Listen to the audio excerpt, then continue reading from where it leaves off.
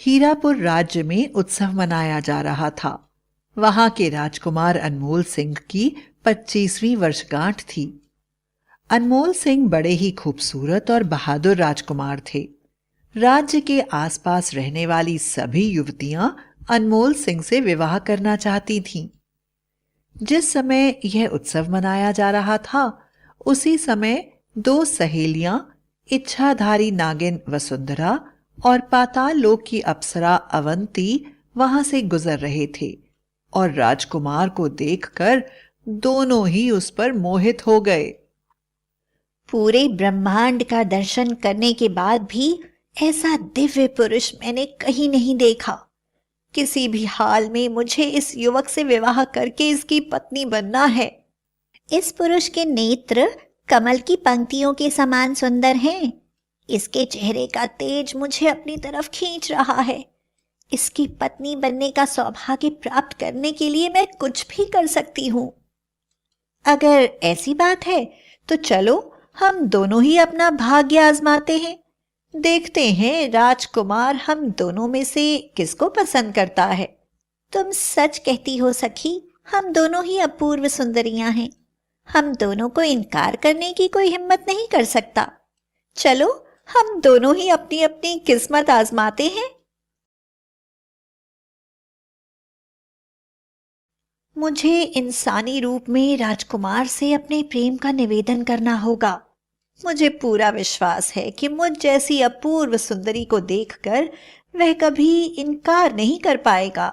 राजकुमार की खूबसूरती से मोहित होकर जरूर सुंदरियां इसके आसपास आने की कोशिश करेंगी। मुझे जल्दी से जल्दी राजकुमार के पास अपने प्रेम का इजहार कर देना चाहिए। मुझे पूरा विश्वास है कि मुझ जैसी अपूर्व सुंदरी से विवाह करने के लिए वह इनकार नहीं करेगा। वसुंधरा और अवंती दोनों ही राजकुमार के सामने विवाह का प्रस्ताव रखने चल पड़े, लेकिन राजकुमार किसान सुखिया की बेटी पुष्पलता से प्रेम करता था। पुष्पलता का सरल स्वभाव और उसकी बुद्धिमत्ता राजकुमार को बहुत पसंद थी। इसलिए जब राजकुमार की वर्षगांठ पर पुष्पलता आई तो राजकुमार ने उसके सामने अपने प्रेम का इजहार कर दिया। पुष्पलता, आज मेरा जन्मदिन है। हमारी पूरी प्रजा ही मुझे शुभकामनाएं दे रही है और उपहार दे रही है। तुम भी यहां आई हो। लगता है तुम भी मुझे कुछ उपहार देना चाहती हो। राजकुमार, आप हमारे अन्नदाता हैं। मैं भला आपको क्या उपहार दे सकती हूँ? मेरे पास तो बस मेरी शुभकामनाएं हैं, वही आपके लिए लाई हूँ। पुष्पलता, अगर मैं तुमसे ये कहूं कि तुम उपहार स्वरूप मुझसे विवाह करने का प्रस्ताव स्वीकार कर लो, तो क्या तुम ऐसा करोगी? यह आप क्या कह रहे हैं महाराज? मैं ऐसा सपने में भी नहीं सोच सकती। मैं एक गरीब लकड़हारे की स्वाभिमानी पुत्री हूँ। इसका मतलब यह नहीं कि आप मेरी गरीबी का मजाक उड़ाएं। वसुंधरा और अवंती वहीं अदृश्य रूप में खड़ी राजकुमार और पुष्पलता की बातें सुन रही थीं। उन्हें पुष्पलता पर बड़ा ही क्रोध आ रहा था और उससे जलन भी हो रही थी। उन्होंने बिना समय गवाए इंसानी रूप धारण किया और राजकुमार के सामने उपस्थित हो गईं।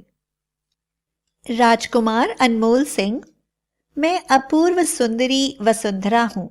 ब्रह्मांड के सभी युवक और पुरुष मुझसे विवाह करना चाहते हैं, किंतु मेरा हृदय आपके लिए व्याकुल है।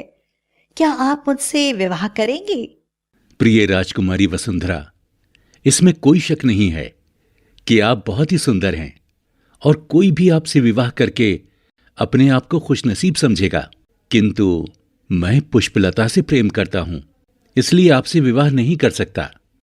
राजकुमार, मेरी सहेली अपूर्व सुंदरी वसुंधरा के प्रति आपने अपनी राय प्रकट कर दी है। आप जिस पुष्पलता से विवाह करना चाहते हैं वह तो हमारे सामने कुछ भी नहीं है। मेरी एक झलक देखने के लिए ब्रह्मलोक के शाही पुरुष भी इंतजार करते रहते हैं। मुझे पूरा विश्वास है कि आप मेरा प्रेम निवेदन स्वीकार करके मुझसे विवाह करेंगे। राजकुमारी आपती, मैं पुष्पलता के सिवा किसी भी दूसरी महिला में कोई गुण नहीं देख पाता। मुझे पुष्पलता के सिवा कोई भी कन्या रूपसी नहीं लगती। मुझे मेरे जीवन साथी के रूप में पुष्पलता के सिवा और किसी की भी इच्छा नहीं। आप मुझे क्षमा करें। राजकुमार, इस लड़की के लिए आपने हम दोनों का अपमान किया है और हमें अस्वीकार किया है। इस अपमान का बदला लेने के लिए हम इस लड़की को कोयल बना देंगे। यदि आपके प्रेम में सचमुच सच्चाई है तो आप इसे सभी कोयलों के मध्य में पहचान कर बताएं। हम इसे वापस इंसान बना देंगे और आप इससे विवाह कर लें। पुष्पलता राजकुमार का अपने प्रति प्रेम देखकर अति प्रसन्न हो गई थी। वह बोली, वसुंधरा और अवंती, राजकुमार का प्रेम देखकर मैं भी उन्हें असीम प्रेम करने लगी हूँ और राजकुमार के प्रेम की परीक्षा लेना चाहती हूँ। मैं कोयल बनने के लिए तैयार हूँ। मैं भी चाहती हूँ कि मैं देखूं राजकुमार मुझे सैकड़ों कोयलों के बीच में कैसे पहचान पाते हैं। वसुंधरा और अवंती ने पुष्पलता को अपनी जादुई शक्तियों से कोयल बना दिया और आसमान में उड़ा दिया और राजकुमार से पुष्पलता को ढूंढ कर लाने को कहा। राजकुमार पुष्पलता को ढूंढने के लिए वन वन भटकने लगा। वसुंधरा और अवंती ने पुष्पलता को कोयल से मैना बनाकर बहुत दूर छोड़ दिया। कई महीने बीत जाने के बाद भी जब राजकुमार को पुष्पलता का पता नहीं चला तो वह एक आम के बगीचे में गया और गीत गाने लगा। फिर आई अमराई, पेड़ों पर आई बौर, कब कुहकेगी प्रेम की कोयल, जो है मेरी चिच्चोर। पुष्पलता कोयलों के झुंड में मैना बनकर बैठी राजकुमार को याद कर रही थी। जैसे ही उसने राजकुमार की आवाज सुनी तो वह ऊंचे स्वर में गाने लगी।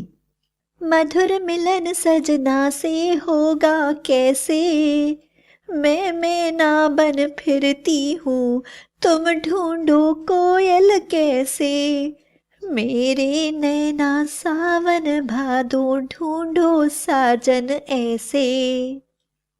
प्यारी मैना समझा कहना, तू है दिल का गहना, एक बार बस पंख हिला, देखूं फिर दुनिया रोके कैसे। राजकुमार अनमोल सिंह का इशारा मैना समझ गई और अपनापन दिखाने लगी। राजकुमार अनमोल सिंह ने उसे अपने हाथों में ले लिया और ऐसा करते ही वसुंधरा और अवंती वहां प्रकट हो गईं और बोली, राजकुमार अनमोल सिंह और पुष्पलता, आपका प्रेम सच्चा है। हम पुष्पलता को वापस इंसानी रूप में ले आते हैं और हमारा आशीर्वाद है कि आप खुशी खुशी अपना वैवाहिक जीवन जिएं। और उन्होंने पुष्पलता को वापस इंसान बना दिया। अनमोल सिंह ने पुष्पलता से विवाह कर लिया और सभी लोग खुशी खुशी रहने लगे।